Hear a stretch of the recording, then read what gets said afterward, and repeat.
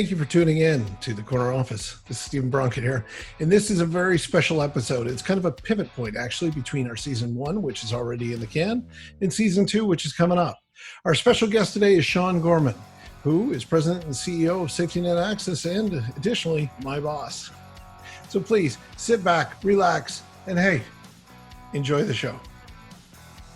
We're officially recording right now. All right, so are you ready? Is this on? Yeah. Is this on, Steven? Okay. Yeah, it's on. All right. Yeah. Now, All right. now that we got that underway, welcome to the show, Sean. Hey, thanks for having me. Yeah, good to have you. I mean, you kind of pay for all this, so I'm glad to finally get you on. Yeah, it's nice. I appreciate it. Thanks for thinking of me. Yeah, you're welcome. You're welcome. All right.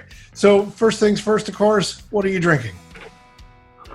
Well, you know I'm a teetotaler, right? So I'm not much of a drinker, so I have my usual cup of coffee here, which is this particular coffee, which I love, actually. Claudia started us on it here at the office. It's Black Rifle coffee. It's a coffee that I only drink black, and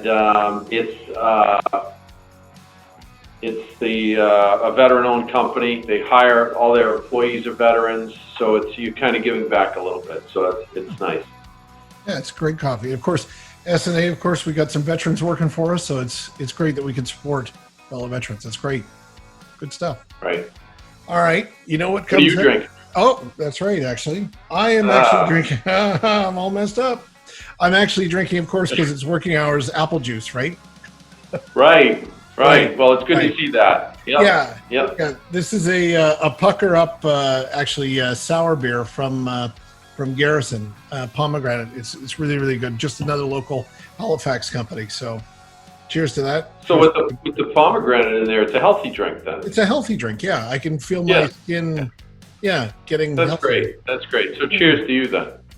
Cheers to looking younger and better and more svelte. It's already happening, almost live. I can feel the pomegranate oxidizing my skin as we talk. Yeah, you can see it. Yeah. Is it glowing? It looks good. Is it okay? Looks good. Good. High and tight too on the haircut. I like it. Well, I'm enlisting after this, so I figured might as well, right? Sure. All right. Well, let's get to the next thing. What's your best dad joke today, Sean? What do you got for us?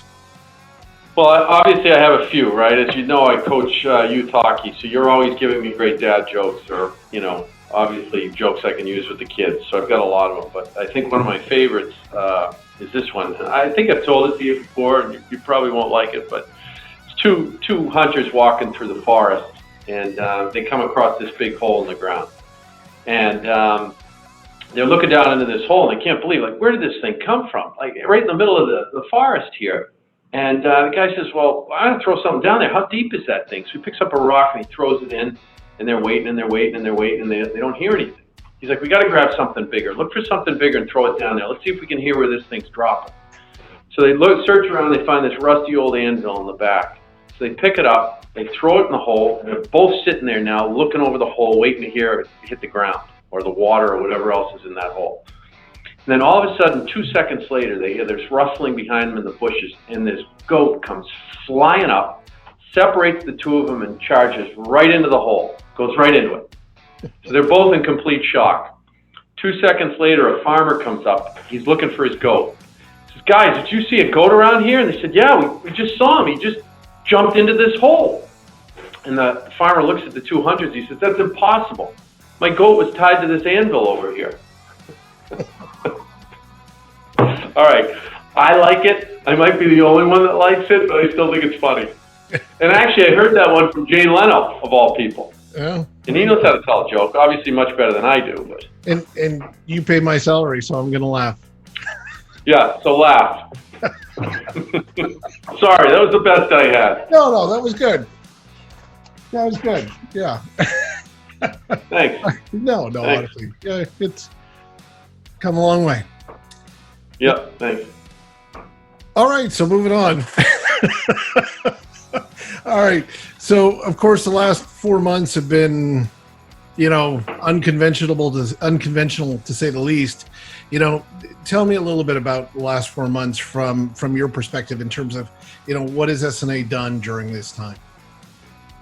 Yeah, well, obviously it's probably an understatement to say it's been a challenging time, and oftentimes I feel guilty when I even say that, because there are people that are out there right now going through a lot harder times and more difficult times than we are right now. I think to a certain degree we've been lucky in the sense that we have a good group of people here, as you know, and I think that helps build the camaraderie and helps us to sort of come around each other and support each other and do all that. So in that sense, it's been okay, but it's been a little bit of a struggle. It's been tough. We've had to make some tough decisions, and again, you know this just as well as I do. We've all had to make tough decisions with some of the employees here and things that we didn't want to, have to do, and we had to do it. We had to sort of streamline the business a little bit. And we're in the hospitality business, so this has been hit harder than a lot of places. Nobody's traveling. Nobody's going to, obviously, our clients who are hotels in all 50 states, all over Canada. Nobody's going to them, so obviously they've got to shut down for at least a period of time. They're not able to pay, and that immediately impacts us in our business and how we do things. So that's been very difficult. The plus side of it, or the silver lining in it, I think, is that we have come together as a company. We have sort of, on tough times, we've all sort of come together and had to do a few more things. Everybody sort of had to jump into things they didn't normally do. They've had to support each other a little bit more. And I think, in a way, we've reinvented ourselves. So through this time, we've come up with a lot of new products. We've come up with a lot of new efficiencies throughout the business to make ourselves even better when we come out of this.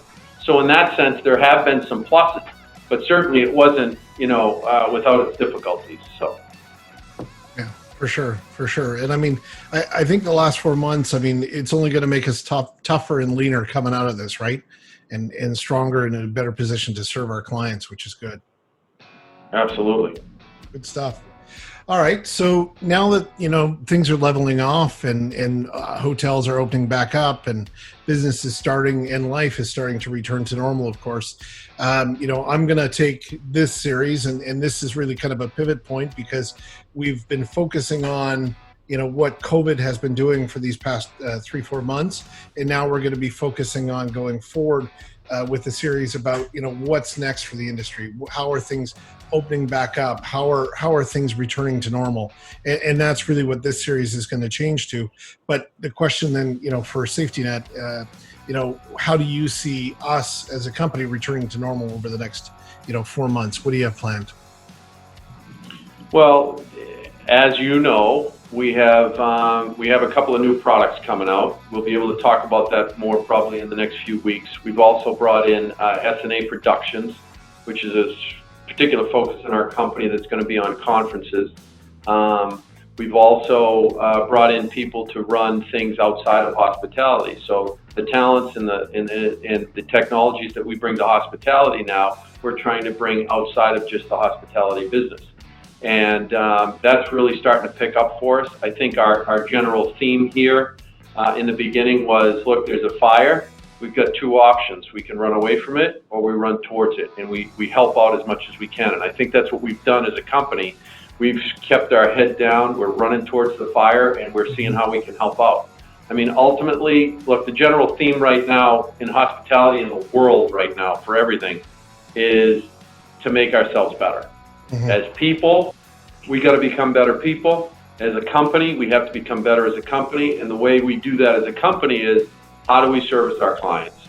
Yeah. Our tagline is integrity first. So my philosophy has always been, if you lead with integrity, everything else will follow. You'll do what's right for the client. Sometimes that's hard to get across to the client because I think a lot of people say that, but we live and breathe that every day.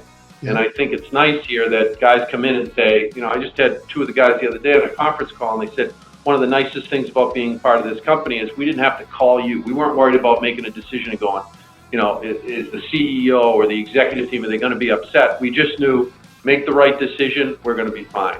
So I think the theme for everybody, for that matter, is to better ourselves, somehow become better. And for us, it's become better and service the clients better, give them more products, and give it to them at the right price and do it the right way. Mm-hmm. Yep, could agree more. Good. So last question, of course, where do you see the industry going after this, in the next few years? I don't think, and having been in the industry probably almost as long as you, maybe 20 years or so. Much longer than me. I'm still young. I know I'm a tad older, yeah, even though I don't look it. No, listen, I don't think you can. Yeah, I was going to say Safety Net was started in 2001, so I didn't join until 2007, so at least 6 years. Were you in middle school then, or? No, yeah, middle. I think so. Yeah, middle school. Yeah, so you're a little bit younger. I'll go with that. Yeah. I don't think you can hold this industry down. Mm-hmm. This is a resilient industry. It's run by great people, from top to bottom. Even the vendors, they're just wonderful people. I mean, even when you look at some of our competitors, we have the party we do that you really do at High Tech. We invite all our competitors because we like them. I mean, a lot of these guys that run our competition, these are great guys. I'd hang out with them outside of the industry. And I think we're very lucky to be a part of an industry like that. But look, at the end of the day, everybody's going to start traveling again. Everybody wants to get out there again. And, the services that we provide for these clients that are coming, they're going to expect everything that they get in their home translated right to their rooms in their hotels. And that's what we need to be able to provide for them. So, where's it going to be? It might take a little longer than we expected. Who knows? But at the end of the day, it's going to rebound. It's going to come back. I think it'll come back just as strong, if not stronger. And, I certainly want to be a part of that. Yeah, for sure. I think the only thing I would add to that is that there's going to be, companies like ours that are offering more and more services to be that one throat to choke. And I think that as we see these technologies converging, they're going to be looking to companies like us to go in and deliver across the board for their properties. So they're dealing with a lot less partners than 20 or 30 for a hotel. They're dealing with one or two. So for sure. Absolutely. Great. Well, listen, Sean, it's been excellent, of course, having you on the show. It's been excellent for you being I guess I would call you a silent producer, no, you're a very vocal producer on the series so far. So every episode I get some critiques and some points here to do this or do that. So it's definitely been good. So I thank you for that, and cheers to thank coffee you too. And my pomegranate juice. There you go. To your health. Cheers.